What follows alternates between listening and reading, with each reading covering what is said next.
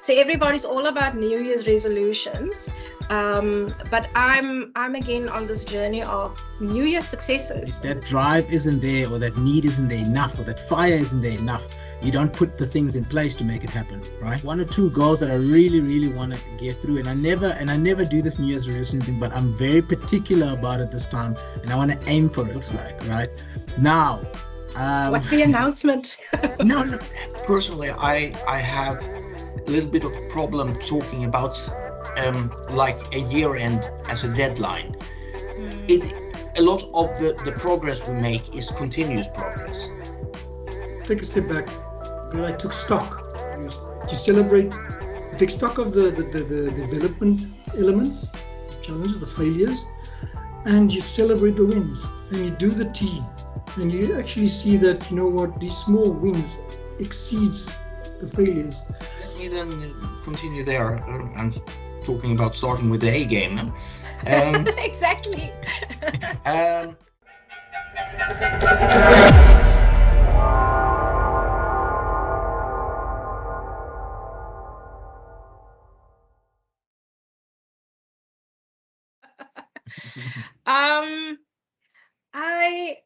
I was, trust me, I was actually very excited and waiting in anticipation for this conversation to happen, because I think that the convo that we had last year about reflecting on 2023 and looking forward to 2024, I think we needed to actually we need to tie a beautiful, and I'm a female, so I'm going to say beautiful ribbon.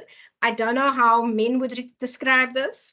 And I'm also open to suggestions of how we title this video on the Ideas Exchange YouTube channel. Maybe something like, where are they now? You know, but like I say, open to suggestions. And yeah, I just wanted to kick off the conversation in terms of wrapping things up with this, and I'm going to look at my notes because I don't want to miss the question and the detail of that. And what I want to start off with first is asking, I mean, we are now on the 16th of January, midway about of the new year, mid-month of January. Still 3 more months to go before the end of January. What major shifts have you experienced, right? And have you made stepping into the new year, right? So everybody's all about New Year's resolutions, but I'm again on this journey of New Year successes, and this is what I'm going to do. So what is there, has there been a mind shift for the three of you, or is it just kind of like just creeping into the new year? Let's just not make a noise. Let's see what happens. And anybody can just start. I'm not gonna call out a name. I'll go. If the other sorry, Felix. Yeah. Just remember how hard hitting the comments were last year, and you did say you know, you need to just kind of have your A game ready when you respond. So no pressure. Have the A game in your response. No, so the going first thing is a very tactical response, right? The reason I do that is because if mine sucks, it's not the last one, especially if Joran or Jock comes up with something amazing, people will remember their last comments or answers. That's a solid strategy. So no, I'm playing. No, look, I think for me, what I've been. Sorry, you know what? You threw me off now with the little joke in between. What is the question again? I apologize. No. I'm just joking. My head is a little issue, yeah? The very profound question I asked was, as you started 2024, was there a mind shift where you said, you know, Felix, this is a new year? Or are you just sort of tiptoeing into the year, just not trying to make too much? You know what? Thanks. Yeah, thanks for the question again. No, I think for me, it's not.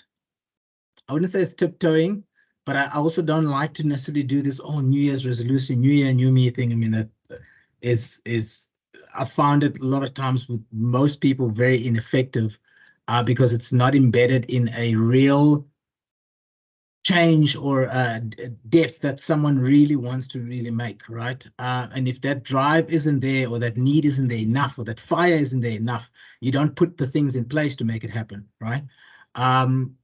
So for me, it's I feel like you don't have to go balls to the wall with stuff, but pick two things or pick one thing and focus on it, and and map it out for yourself and what you want it to look like. And for the first time, I would say this year, there's one or two goals that I really want to get through. And I never do this New Year's resolution thing, but I'm very particular about it this time, and I want to aim for it, right? But by the end of the year, I see myself, I'm envisioning myself at this end point, what that looks like, right? Now, what's the announcement? No, there's no announcement. Nothing hectic. It's just own personal stuff in my life. But I then now, that gives me an idea of what I need to start mapping out, what that looks like, and having the discipline to actually go through that, right? And for me, the biggest part, and I'm realizing with all of this, regardless of what your resolution is the discipline that comes with it, right? And you having to apply it and follow it straight through. So I think that's the only element, and without, because we start with all these things, and you want to have a billion things, and you want to get these things done, but it's all these pies in the sky, right? Versus being very particular and very specific about the goal that it is that you want to achieve, and zoning in on that. And everything else for me is literally day by day by day. I'm not gonna, I think the biggest thing is a lot of that I've done in the past, and I think a lot of us do, is now you have all these things and you try and juggle and manage all these things in your head. In the end, it feels like you've got so many things that you want to achieve that you don't get any of them achieved. Versus focusing on one or two ideas and going full throttle on those. Everything else, day by day. That's it. Because literally day 1 to day 3 can literally be flipped on its head. And yeah, if you live in the past, you cause yourself a lot of struggle, because what happens. But also, if you live in the future or too far in the future, you also, and I found we tend to be negative about what the future might bring as a standard of most human beings. It's not the positive comes in, but then after a while you start thinking why it won't work versus why it should work, or why all the permutations of why it could work, right? Is almost convincing yourself out of the. Do you know what I'm saying? And I realized the more you do that, it seeds into your mind, right? So when you start doing that thing, whatever it is that you're doing, without the discipline, if that's not there enough, it becomes very easy to just, I don't think this is going to work, right? Because you've convinced yourself over time that, why, and you're poking holes into your own goal, right? Versus doing whatever it is, finding out what doesn't work and actually continuing with and working with what does work. So yeah, discipline, 1 or 2 goals, focus on that, and the rest, for me, day by day. Sure. Okay. I'm not even gonna. You're done. I mean, what's your? Let me then continue there and talking about starting with the A game. Exactly. Now, what it's similar to my thoughts about it, and personally, I have a little bit of a problem talking about like a year end as a deadline. A lot of the progress we make is continuous progress, a little bit step by step. And I think there is a danger in setting a deadline like a year end and say, now things gonna change, because it also builds a lot of pressure. If it doesn't happen, if you don't have the discipline that Felix is talking about, even if we are on the in the right direction, having made progress, but it's not the progress which we expected or were hoping for, there is danger that then it falls flat. So have progress or coming up with new things, absolutely, but maybe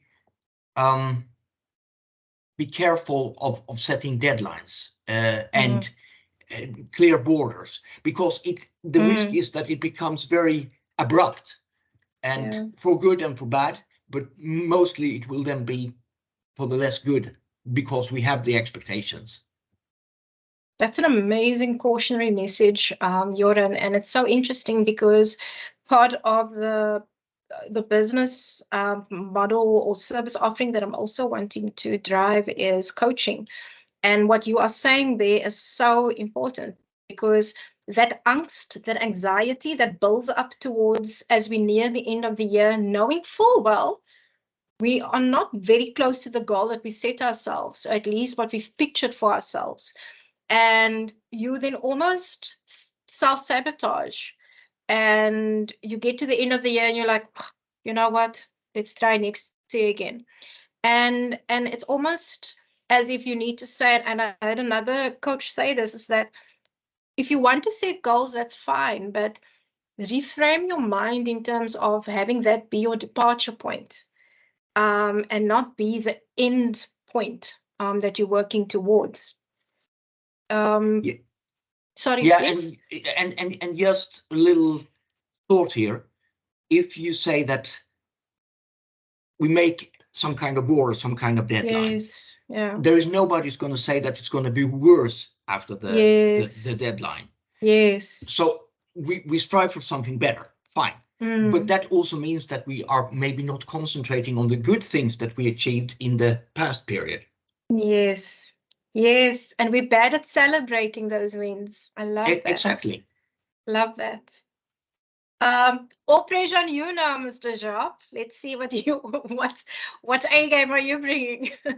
Yeah, you know what's actually so profound is, and it's one of the things I've actually started to learn, is to take a step back and just go. And I think a lot of the building blocks, especially I mentioned previously that 2023 was a very challenging and tough year, character defining type of year. And it set a lot of building blocks in place, which I then actioned on during the festive. One by one, like Felix said, also, you know, prioritizing it and also allocating the energy to it so I don't fail. So I conclude them. And a lot of them flowed into the new year, which is now basically me. So, or I wouldn't want to say the new me, but I would like to say the 2.0 version, because I took stock. Like Goran also said, you celebrate, you take stock of the development elements, challenges, the failures, and you celebrate the wins, and you do the T, and you actually see that, you know what, these small wins exceeds the failures. And all of that builds into this new, you know, you actually take those building blocks and you start building up yourself. So much so that when you look in the mirror, you see someone completely different. And it's coming through in your personality, it's coming through in your aura. Other people are picking up on it and commenting on it. And one of the two key things that I've learned, or what I'm going to apply, is I'm going to make myself as fluid as water. Because water doesn't easily change its shape. And no matter which direction it flows into, it continues to flow. Whether there's a hindrance in place, it will find its way around it.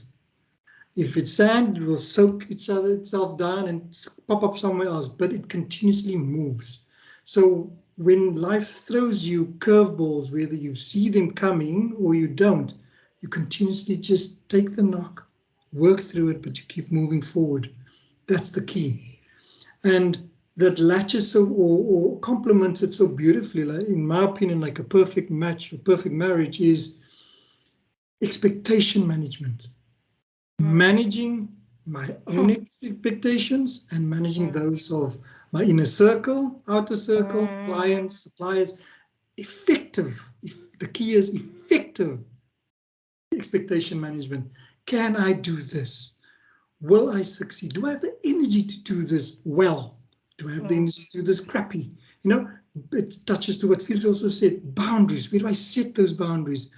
Yeah. So when you do all those things, you engage. And you engage in fruitful and respectful conversations with your stakeholders to say, you know what, this is it. This is what I can offer. And then the onus is on them to say yes or no, or can we look at another solution or another way?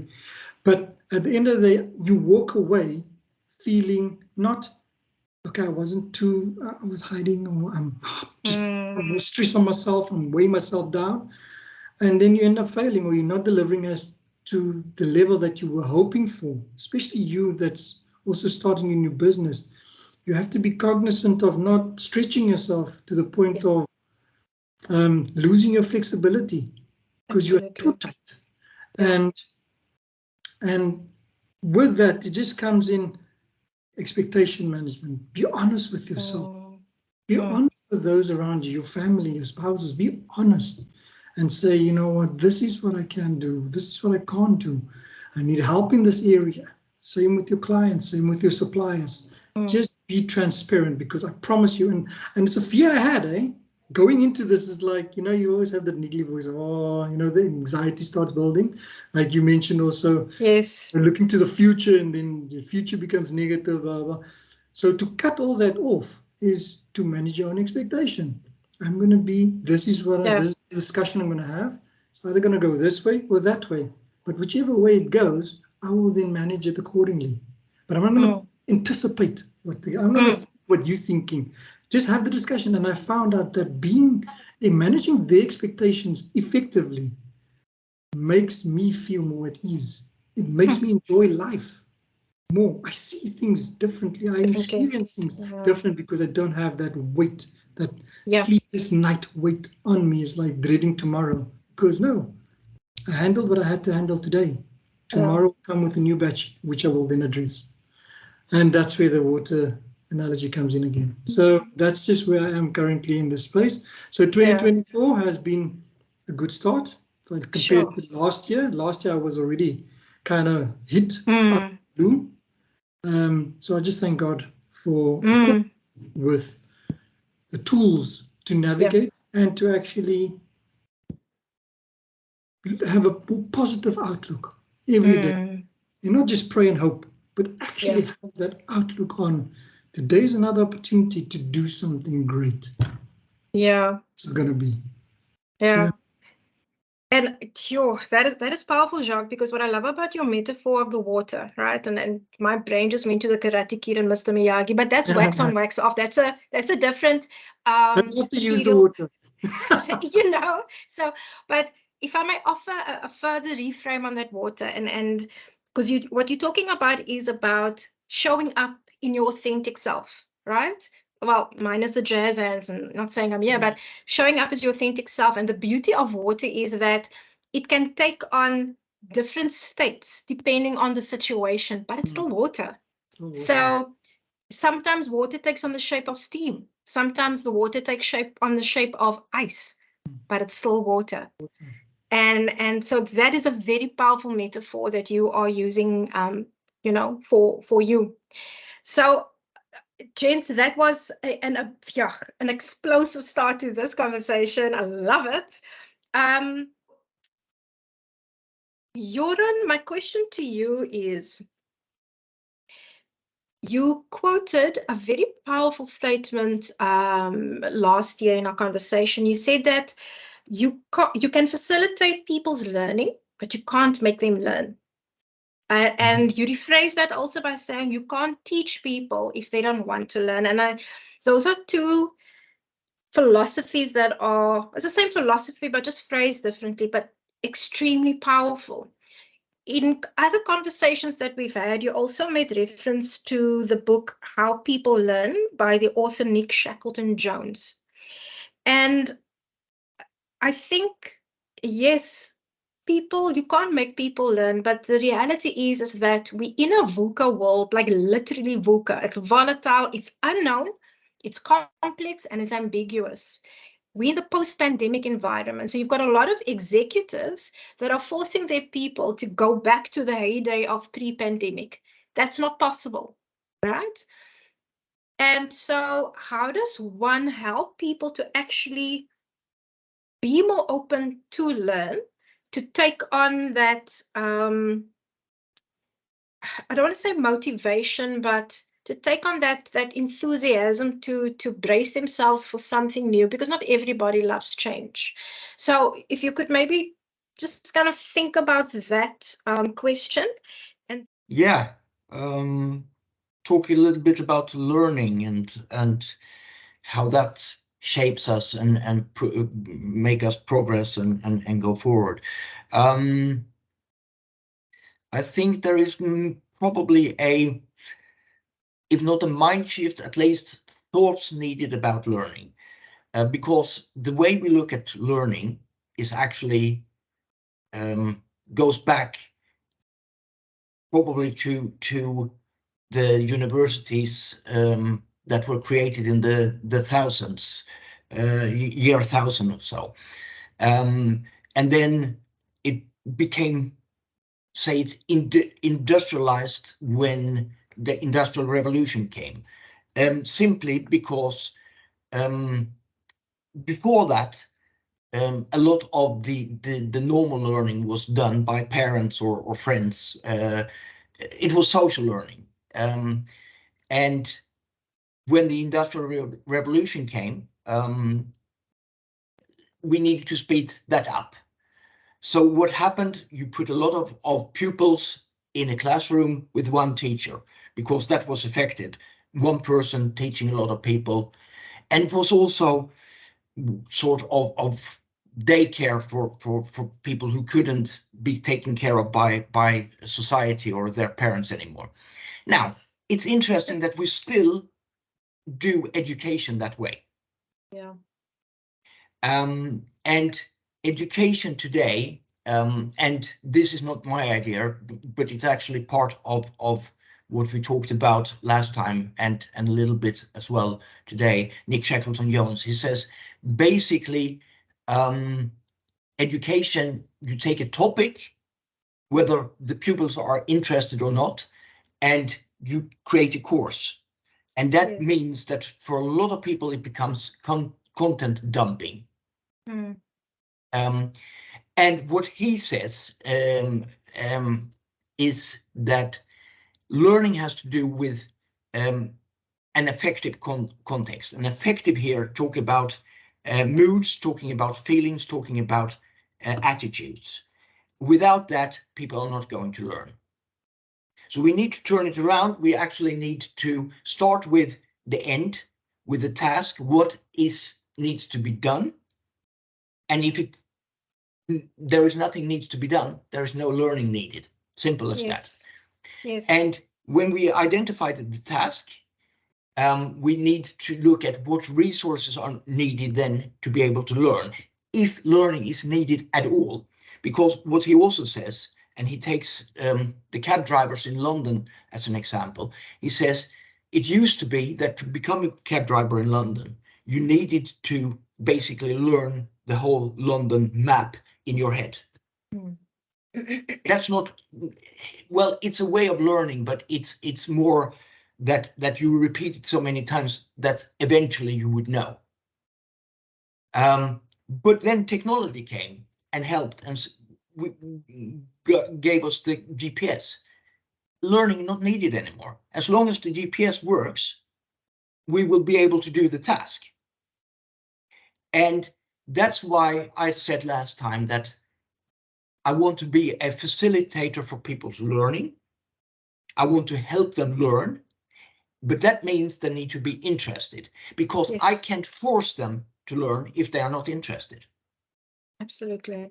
And that, I think, is, if we're looking forward and into 2024 and beyond, is something I'd like to spread, this sort of gospel, in the sense that we need to have a shift in how we think about learning. Because, like you said, Inge, the changing society, the VUCA world we're living in, will need us to learn new things, or at least learn new tasks. Yes. It could be that we need to learn how to do things, or we need to understand technology to help us doing it for us. Yes. Yes, absolutely. Sure. Powerful. And then Felix, you also mentioned about being a contestant in Survivor SA. And to get through that competition, it's grueling, right? A lot of it has got to do with mindset, and because I mean, if things aren't right here, and it's the same with with people who do marathons and things like that. If you hit that mental wall, it's done, no matter how fit you are. The strategies that you applied and implemented while doing that show and that competition, how much of it do you believe you applied in 2023? And if you didn't apply all of those elements, what are you looking at drawing from for this year? So first of all, although having played the game, it's a very ugly game. It's not something I walk around thinking, let me apply some strategies there. I didn't win. I didn't win. So clearly maybe my strategies weren't great, right? But what I can say, right, to segue from that is there are a couple of things that I learned, right, about myself, right there. And because there's so much happening at any given moment, right? And there's so many things you've got to think about and be worried about, because Inga might be saying this, but Jog's saying that, and Joran is saying that, but these stories don't make sense. Who do I trust? Who do I focus? Who do I listen to? But then I realized, you know what? That alone was the most energy sapping thing ever, right? But then I realized, okay, look, there's other things you can control, there's other things I can't. I can't control what you guys are saying. I control what my relationship with Joran is, with Inga, with Jog, right? And I trust your interest according to whatever's happening. And then I realized, okay, I can literally only take it day by day. I can't think 40 days ahead or 10 days ahead or whatever. I can, because today could be completely different than tomorrow and the next day. And I know I mentioned this earlier, but that's one of the things that I would say is the most important thing, and it calms your thinking and allows you to be able to focus and do what you have at present, because you only have what you have at present with what you know at present, right? You don't know what you don't know about the future, right? And it's not to say you don't plan for it, sure, right? But you don't live in the future, you live in the present. And that for me is one of, and I must say this to be fair, is as much as I'm saying this, it's a hard practice for me to also apply always. It's a constant thing that you have to remind yourself in those moments of panic, stress and whatever, and say, you know what, screw that. I can only do what I can now. And for me, what that has helped is that something happens, and in hindsight, you don't go back saying, I wish I should, because then you understand you did what you could do the best with what you had at the time. And it's never a case of regret or looking backwards, because you can't change it anyway, right? That's one.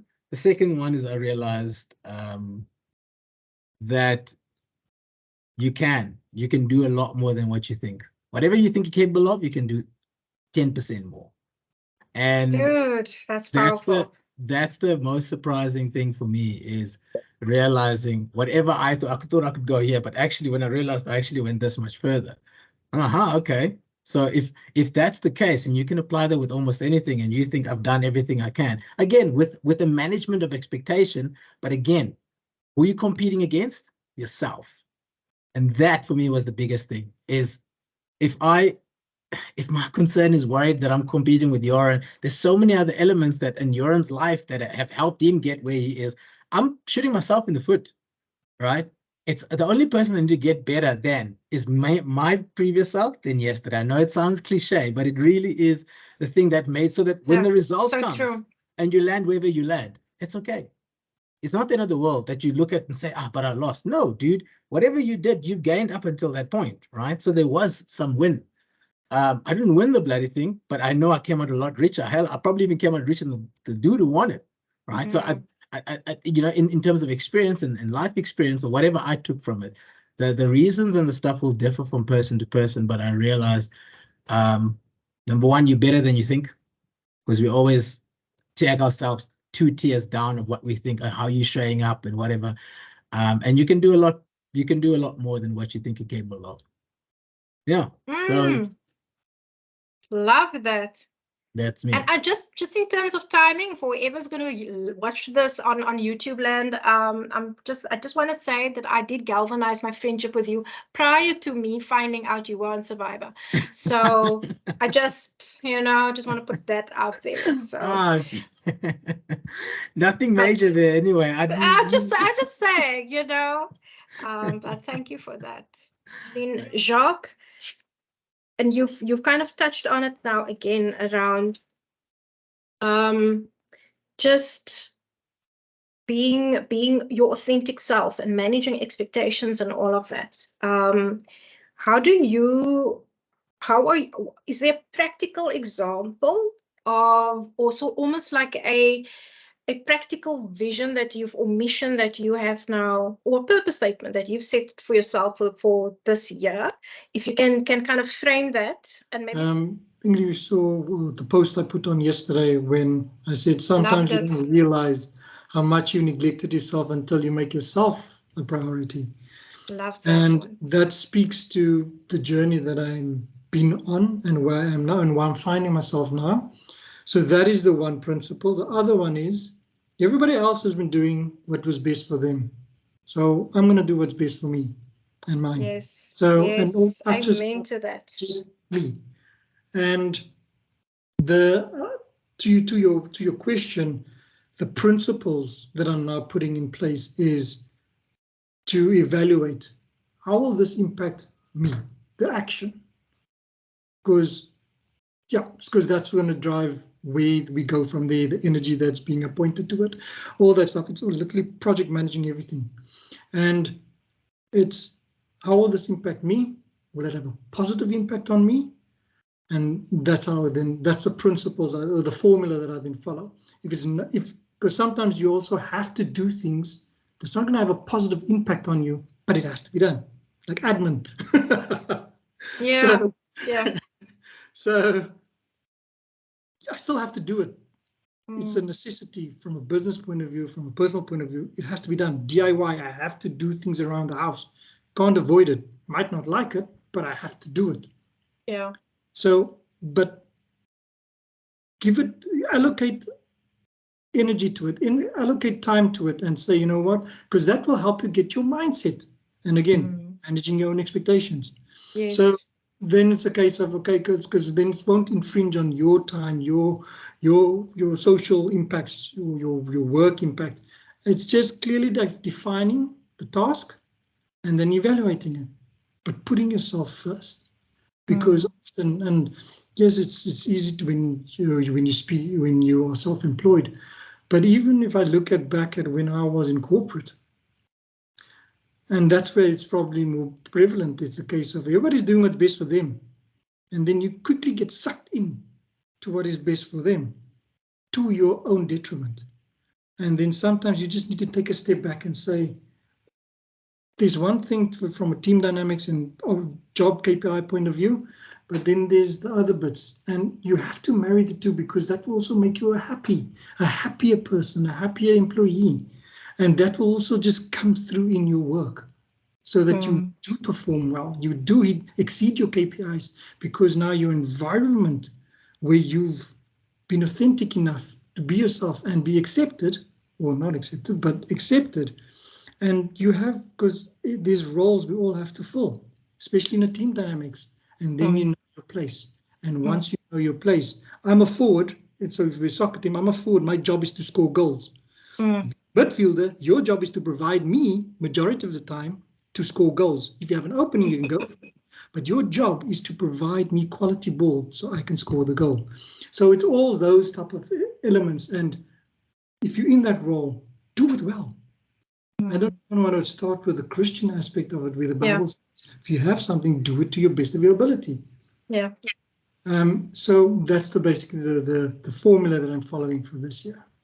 Love it. And dude, you should have warned me if you're going to reference soccer. I should have Googled prior to that. But I hope I looked like I knew what you were talking about. Yeah, you look very convincing. Did I? Thank you. You're about to drop names. Yeah, it's, I was this close, and some stats. So thank you for that. Love that. Okay. This is a powerful conversation. I'm absolutely loving it. I'm such a nerd.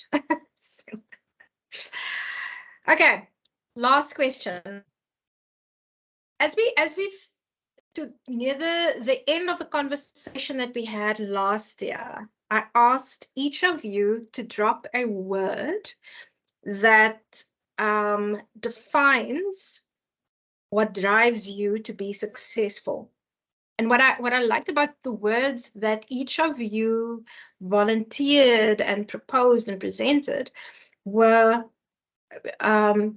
almost value-based words, value-based terms. And just to remind you and everyone watching this video, so Felix, you highlighted the word authenticity and fleshing out a little bit more in terms of predictability and out of that predictability, creating a space of almost safety and security for people interacting with you. So in other words, consistency. So people, when they engage with you, they know exactly what to expect. And then your word was honesty. Again, it's a value-based term.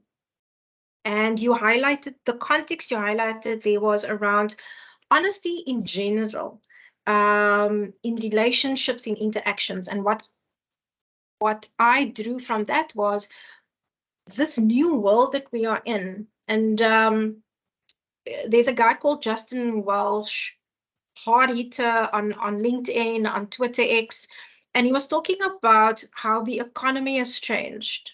There's more value based on human-to-human interactions. And I think that's where honesty is a very hard-hitting currency.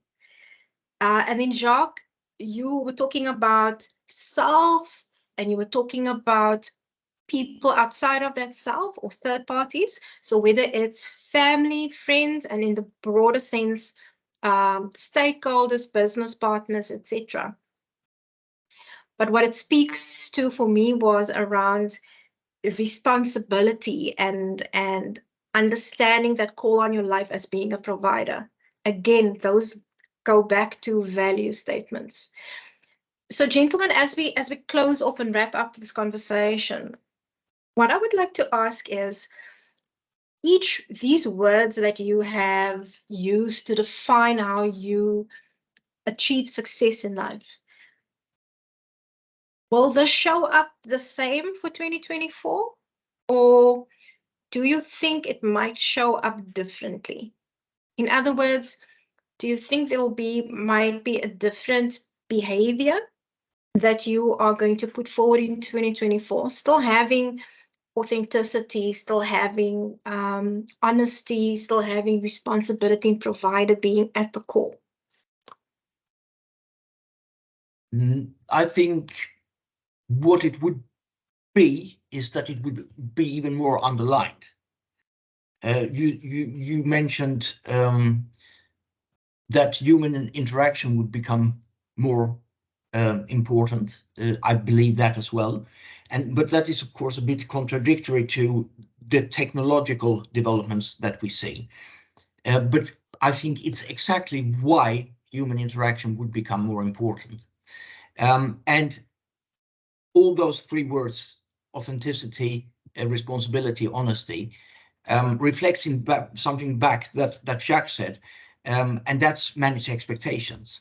Because if we set expectations on both parts of a human relation, and we manage our interaction in that direction, it's a lot more chance that we would see authenticity, responsibility, and honesty. Sure, powerful. Thank you, Joran. Yeah, you see, this is exactly why I like going first. Now, what must I say? No, I'm joking. 100% to Joran's point, and I almost wanted to say that ultimately it almost feeds into what I was going to say. My answer is no. Those things are the non-negotiables for me. How I navigate through life, I would say those are my pointed stars, if you will, right? what happens here and there, those are the things that keep me grounded and still focused going forward. So, and regardless of what's happening, there could be bombs, there could be asteroids happening around me, but those three elements are so powerful in that it I would say almost helps you not lose your way, regardless of the things that life throws at you. So no, it doesn't change for me. None of that changes. It's more so, how do you navigate whatever's still happening in and around you to still go towards growing with those elements rooted still in who you are and how you live your life. Sure. That's awesome. Powerful. Thanks, Felix. Chuck? Yeah, well, please no soccer references. Like both Joran and Felix mentioned, it's the foundation, is the building blocks of how we go about our daily lives. And to your point, for me, it's literally taking those three elements, the authenticity, the responsibility, the honesty, taking all those things and actually making it, like I mentioned, 2.0, pumping some steroids into this and actually just honing in on those three and making it actually a stronger foundation, and not just on yourself, but then around those around you. And like Joran is mentioned, those open enough to learn, open enough to not necessarily take a recommendation or advice, but to see and to take the experience that we've gone through and say, you know what, I take that, I'll learn from it. Because one of the most beautiful definitions of experience is you don't have to go through it yourself. You have to learn from others' experiences. That's the beauty of it. Yeah. To prevent those pitfalls, to take those nuggets of success and implement it. And but you have to open yourself up. And that speaks to how I see this here now, being fluid. Taking all those things, still, like you say, still be water. Even though sometimes you have to be steam, you have to be ice, you're still water at your core. And that's basically how I view this year going forward. And I would recommend, if there are those that are open to learning, to look at these building blocks and see how you can apply them. Yeah. If you can't apply them all, at least try one, like Felix said. Yeah, sure. All powerful concepts, and I think the lessons that all three of you have been gracious to share are very powerful. And I think for 2024, I am super excited to see more conversations like these, richness of life lessons coming through, because ultimately, and Joran, you know that learning is at the core of everything. How you learn, what you learn. If there's a moment of need that requires learning, that is what's going to happen. So I'm quite excited to see more rich conversations coming out of ideas exchange. And so thank you that all three of you have been willing participants in being part of the conversation. And allow me also just to add to wrapping up this conversation, that for me, it's quite important that there is intentionality in what we do. Because if we're not intentional about our purpose, our mission, our vision, whatever we've set out for ourselves to do, we will never be able to measure and know if we've achieved that impact or if we've made that impact. And I've mentioned in a blog that I've done is that if you are not clear about what your mission is, if you're not clear about being intentional about that, all these other voices are going to pull you into different directions. And those voices are not going to give you advice for your best interest. It's going to give you advice for their best interest because it serves them. So be clear and intentional about what you need to do. And it makes saying no easier to all those superfluous voices. Gentlemen, a huge thank you for your time. It has been fun as always. And who knows, I might pull you in for another conversation down the line. But thank you so much for being part of the Ideas Exchange community. Have an awesome day. Thank you. Thanks. Thanks, Inge. Thanks, team. Nice. Cheers, Cheers, guys. guys. Bye.